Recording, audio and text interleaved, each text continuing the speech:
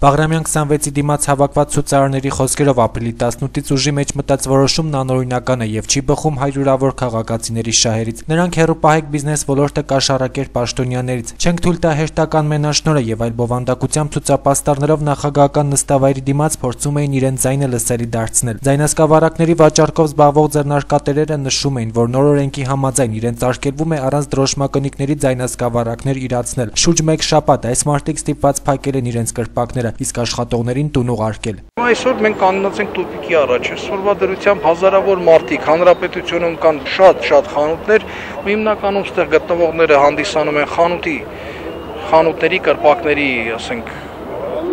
տնօրեններ կամ չգիտեմ ոնց կլտերեր։ Յուրաքանչյուր մարդ ունի իր խանութում, մեկը ես անմիջապես ունեմ 2 աշխատող, այսինքն ունեի, որտեղ այսօրվա դրությամբ ես ինքս չեմ աշխատում եւ չեմ կարողանա վարձատրել, վճարել այդ մարդկանց աշխատավարձը։ Մենք ուզում ենք աշխատենք, զորով իրանք ասում են մի աշխատեք։ Կարևոր չէ, էական չէ, օրենքը ոնց են ընդունում, չեն ընդունում։ Հիմա մենք ուզում ենք այդ առումով, այդ գծով աշխատենք,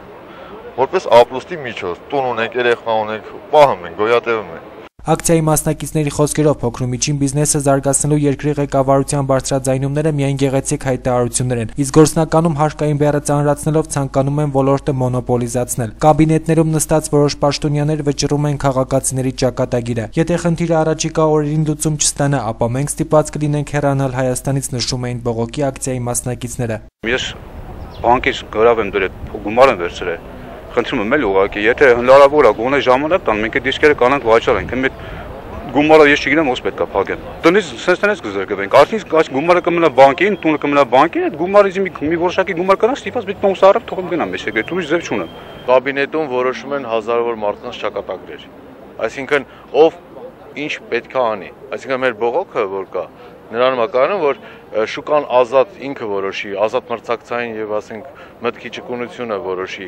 ինչ արտադրի, ով ինչ կներկրի կամ ինչ կվաճառի, այլ ոչ թե կաբինետներում մեր ճակատագրերը որոշեն։ Այսինքն ստեղ դուրս է գալիս բազմաթիվ ընկերություններ դուրս են թռնում, մենաշնորհատրվում այս կամ այն ոլորտը, որի հիման վրա տրվում է, ասենք, այդ մարկաները։ Սենց ասացված կա, ասում է, կուշտը ինչ իմանա սովածի ղադրը։ Հիմա այս վիճակն է։ Կուշտը ինչ իմանա սովածի ղադրը։ Թո մի հատ այդ սովածի կողմից է մտածեն, ես ված չեմ զգում, որ սենց եմ ասում, բայց ճիշտ եմ էլի ասում։ Թո այս կողմն է մտածեն, այն կողմն է մտածեն, հետո գցեն բռնեն։ Բաղրամյան 26-ի դիմաց հավաքված 3 տասնյականած ձեռնարկատերերից ընդամենը մեկին ընդունեցին նախագահական նստավայրում։ Կառույցի աշխատակազմի դիմում բողոքների ընդունման բաժին է հանձնվել բաց նամակ, ակնկալիքով, որ խնդրին կարճ ժամկետում լուծում կտրվի։ Ակցիայի մասնակիցները նշեցին, որ մինչ այս իրենք դրոշմակնիկի կարիք չեն ունեցել, քանի որ վերավաճառողներ են, իսկ դրոշմակնիկը պարտադիր է եղել միայն ներկրողների կամ արտադրողների համար։ Այս խնդրին պետք է լուծում տրվի, արագ որ սկսեն աշխատել, որովհետև այսօր բոլորս գիտենք հացի խնդիր կա, աշխատելու խնդիր կա, աշխատանքի խնդիր կա, հիմա փաստորեն մարդիկ աշխատում են ու դառան անգործ։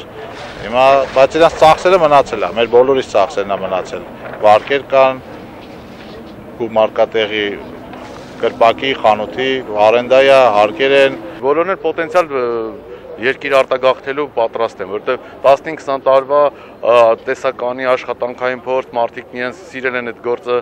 աշխատել են, հիմա իրանք ինչ են անելու այս երկրում։ Օրենքում փոփոխություններ եւ լրացումներ կատարելուց առաջ պետական կառույցի անդամները պարտավոր էին կազմակերպել հանրային լսումներ, մինչդեռ դա չի արվել, դժգոհում էին բողոքի ակցիայի մասնակիցները։ Նրանք մի քանի ժամ անցկացրեցին նախագահական նստավայրի դիմաց, սակայն նամակի պատասխանը չստացան։ Հավելենք, որ ակցիայի մասնակիցների պնդմամբ սույն որոշումը ընդունվել է մտավոր սեփականության գործակալության պետ Արմեն Ազիզյանի կամայական միջամտությամբ։ Փայլակ Վարդյան, Գոռ Հովհաննիսյան, Գալանյուս։